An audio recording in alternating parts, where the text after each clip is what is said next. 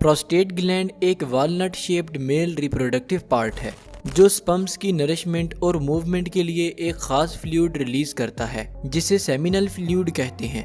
अगर किसी वजह से प्रोस्टेट ग्लैंड के सेल्स एबनॉर्मली डेवलप होने लग जाएं, तो इससे प्रोस्टेट में ट्यूमर या टिश्यू मैस बन जाता है जिसे प्रोस्टेट कैंसर कहते हैं। प्रोस्टेट कैंसर को टाइमली ट्रीट करना बहुत ज़रूरी होता है, जिसके लिए सर्जरी परफॉर्म की जाती है जिसे प्रोस्टाटेक्टोमी कहते हैं। प्रोस्टाटेक्टोमी की दो टाइप्स होती हैं, जिनमें ओपन रेडिकल प्रोस्टाटेक्टोमी और लेप्रोस्कोपिक प्रोस्टाटेक्टोमी शामिल हैं। आज की इस वीडियो में हम ओपन रेडिकल प्रोस्टाटेक्टोमी पर बात करेंगे। ओपन रेडिकल प्रोस्टाटेक्टोमी एक ऐसा सर्जिकल प्रोसीजर है जिसमें सर्जन एक लार्ज इंसिजन यानी कि कट के थ्रू प्रोस्टेट कैंसर को रिमूव करता है। इंसिजन साइट की बेस पर ओपन रेडिकल प्रोस्टाटेक्टोमी की दो टाइप्स होती हैं, जिनमें ओपन रेडिकल रेट्रोप्यूबिक प्रोस्टाटेक्टोमी और रेडिकल पेरिनियल प्रोस्टाटेक्टोमी शामिल हैं। Radical retropubic prostatectomy before surgery.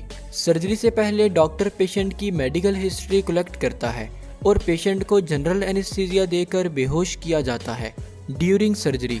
Surgery के दौरान पेशेंट के लोअर एब्डोमिनल रीजन में बेली बटन से प्यूबिक बोन तक एक लार्ज कट लगाया जाता है, जिसके थ्रू प्रोस्टेट ग्लैंड में ट्यूमर ग्रोथ को आइडेंटिफाई करके रिमूव कर दिया जाता है।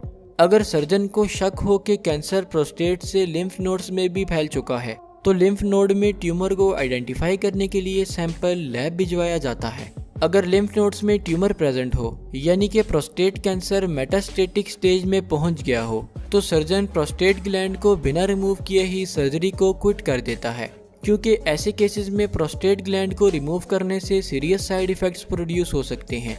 इसके बरक्स अगर लिम्फ सैंपल में ट्यूमर प्रेजेंट ना हो, तो फिर सर्जन प्रोस्टेट ग्लैंड और इसके साथ अटैच कुछ टिश्यूज को रिमूव करता है और सुचर्स की मदद से वाउंड को क्लोज कर देता है। After surgery. सर्जरी के बाद एक थिन फ्लेक्सिबल ट्यूब यानी कि कैथेटर 2 से 3 हफ्तों के लिए पेशेंट की यूरिथ्रा से ब्लेडर में इंसर्ट किया जाता है ताकि यूरिन प्रॉपरली ड्रेन हो सके, जबकि पेशेंट्स को कुछ दिन तक हॉस्पिटल स्टे के बाद डिस्चार्ज कर दिया जाता है। Radical perineal prostatectomy. ये सर्जरी रेडिकल रेट्रोप्यूबिक प्रोस्टेक्टोमी की तरह ही परफॉर्म की जाती है, अलबत्ता इस प्रोसीजर में लोअर एब्डोमेन के बजाय पेरिनियम पोर्शन में एक लार्ज कट के थ्रू प्रोस्टेट कैंसर को रिमूव किया जाता है। इसके अलावा रेडिकल रेट्रोप्यूबिक प्रोस्टेक्टोमी के थ्रू लिम्फ नोड्स को रिमूव नहीं किया जा सकता, जबकि सर्जरी के साइड इफेक्ट्स में इरेक्टाइल डिसफंक्शन जैसे इश्यूज शामिल हैं।